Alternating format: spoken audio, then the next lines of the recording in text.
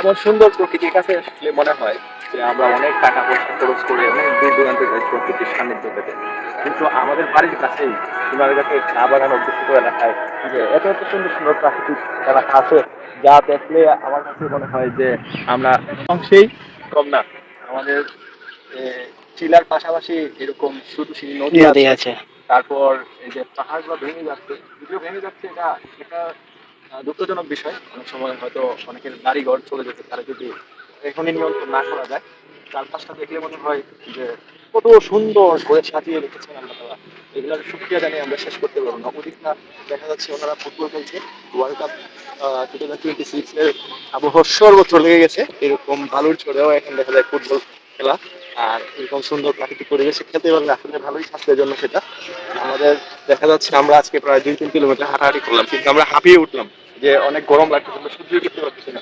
তো প্রকৃতির সাথে মানিয়ে নিতে হলে পরিশ্রম করতে হবে, এরকম হাঁটতে হবে, ছাদ দেয়ালের মাঝখানে না থেকে এরকম সুন্দর শান্ত পরিবেশে চলে আসতে হবে পরিবার পরিজনকে নিয়ে, এবং জমি উপভোগ করতে হবে।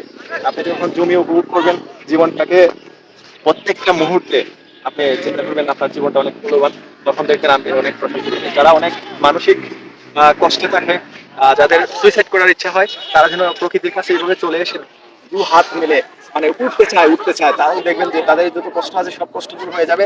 আর তখন তারা এই ধরনের কোনো কাজ করতে চিন্তা করবে না।